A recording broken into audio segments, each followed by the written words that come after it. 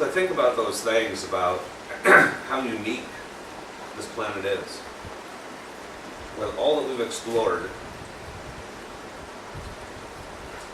within our universe, it's the only one that we've seen so far. And that's not to say there aren't others, we don't know. We just know this little bit that we've explored. But think about the perceptions of the universe being the size of this house or the size of this island. What we've explored is about this much. And in that much, we're unique. When we look at those things, we begin to see, like, as people, we tend to look at ourselves by our peers.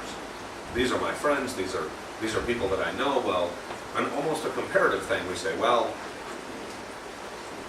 okay. Who's ever watched Jerry Springer at least once? And said, I'm not so bad. Life ain't so bad. I can handle this, right? Well, it's kind of the same thing that I feel like when they're talking about that video. They look at the Earth's peers, all these other planets, and almost like the story of Goldilocks. They said, well, this one's too hot, and this one's too cold, and this one wouldn't work, and this one, and then we look at that little blue marble in the sky, and we say, that one's just right. That one's just right. With all things are energy. As energy can be described as vibrational frequencies. And just like if you hit one tuning fork, you hold another tuning fork up next to it, they'll begin to vibrate at the same pulse.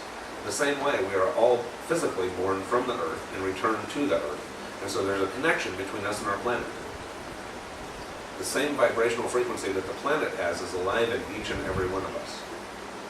The marriage of Father God and Mother Earth helps to explain our life experience.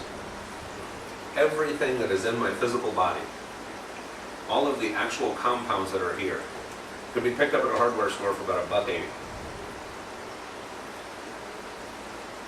It's all from the earth. Every ounce of my physical body can be broken down into its chemical compounds that are earth. And when I'm done with this body, they'll lay it in the ground, and it too will return back to the earth again. Without the spiritual component, it's just meat. With the spiritual component, with the marriage of all of this physical from Mother Earth and all of this spiritual from Father God, the marriage of the two equals who I am, equals who you are. It's all connected. We're connected to our planet. We feel what it feels. We feel what each other feels. And we feel what Spirit feels. And as infinite as our universe is as infinite as our God. We have yet to find an edge to the universe. A few hundred years ago, when people thought the earth was flat, they would sail off and look for the edge, and they never found it. The same thing is true with our universe. We have looked and looked, and so far we haven't found an edge that says it stops here. It's continually infinite. And when I think about those things and I look at and I marvel at, you ever get a chance, just go online and Google the pictures from the Hubble telescope. You see the eye of God, you see all these different things. Just, wow, what imagination our Creator has. And by the same token, we go right out in the backyard and look down at the smallest level and see these amazing intricacies. And inside of ourselves.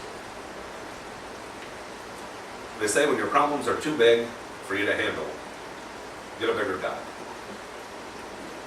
Meaning that God Himself, itself, stays the same, but our experience, our box that we try to put Him in, grows out and grows out and grows out. If there's something that you think that God can't do, enhance your perspective. Move the edges. Everything we see in life, everything we see in the universe is there are no edges. It is absolutely boundless. Now when we look at this planet, we all call it home. And I think it's just funny, the human nature end of it. But like we live here on Merritt Island. And so people ask us, oh, that's my island. That's my island, Merritt Island, that's my island. And by goodness, everybody else who lives on Merritt Island says the same thing. That's my island. That's my island. Now, same thing with Florida. Where do you live? Oh, Florida's my state. That's where I live. I live in Florida. Or Texas. Or wherever we happen to be. When I was invited to speak at a United Nations conference on spirituality and ethics in Montreal, they had some of the top people in Judaism, Catholicism, Sunni, Sufi, Native American, everybody, all the world religions were represented in this thing, and I got to speak with all of these amazing people who had dedicated their life to their spiritual path. And they all said that when they first started, they saw the spiritual thing being like a mountain, and they knew that they needed to be at the top. And they could see only one path to get up there. And so they started walking that path 20, 30, 40, 50, 60 years ago. And the closer they say they got to the top, the further around the mountain they could see, and they could see each other on their own paths, leading up to the same place. That being said, these were people from all over this planet. And every one of them would talk about their country the way I talk about my island. That's my island. Oh, I'm from India, that's my country. I'm from Japan, that's my country. We would all say, though, this is my planet. This is the one earth that we all call home. When we think about God's kids, when we think about each other, we're not so different. We're not so different. But the littlest nuances of an inch or two, or even a foot or two, is so absolutely relative. The little bit of how many numbers are in a bank book, a couple of little things we think makes all the difference in the world, whether I'm going to be happy or sad. It's none of these things. We're so similar. We're all God's kids. We're all brothers and sisters. And we all have the same dad, and we all have the same mom. As we look inside and we say, what can I do to make my mom's life a little better? What can I do to show love, to show respect? It's what encourages us to take that little bit of time. If we see something on the ground, just pick it out. As it said in the skit, Mother Nature said, clean up your room, there's plenty of time to clean itself. In a lot of ways that's true. In a lot of ways the earth does have a way of taking care of itself, but if we can help, just that little bit, whether it's buying a different light bulb, or using electricity less, or doing this or doing that that's more eco-friendly, even gathering the rainwater to use to water our gardens. I mean, the possibilities are absolutely infinite of things that we can do to tax the planet a little less. Now, when I was a kid, my mom, right there, went on strike. She was doing too much for too long and too taken for granted.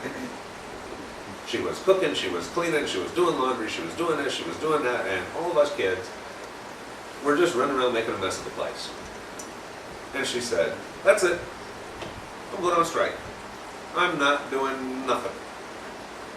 We went, yeah, what's that mean? She's like, dishes get done, they get done. They don't get done, they don't get done. Laundry gets done. It doesn't, whatever. Y'all don't want to do it? I'm tired of doing it. I'm on break. I'm on strike.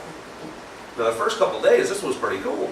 We ran around, made a mess out of everything. I mean, the biggest mess we'd ever seen. And then we realized, none of us liked living that way.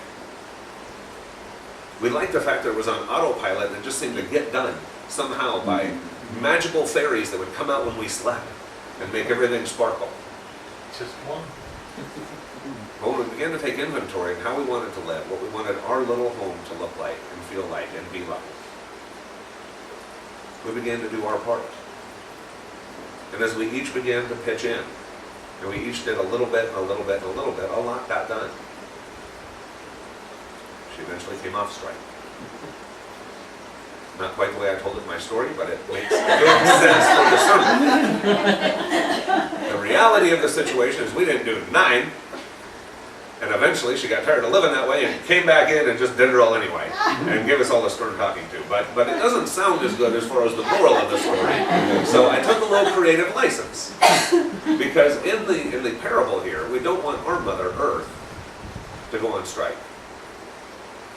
And if she were to ever go on strike, we wouldn't want to have it like my household, that we just waited for Mother Nature to take care of it. We would instead want it to be like my adjusted version, where we all jumped in and did our own part.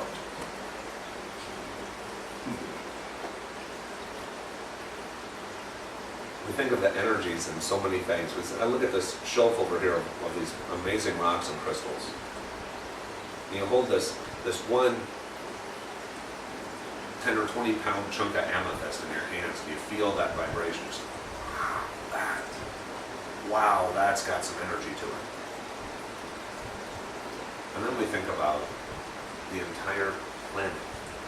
That one little chunk of amethyst is smaller circle than the amount of the cosmos we've explored utilizing this house as a reference point.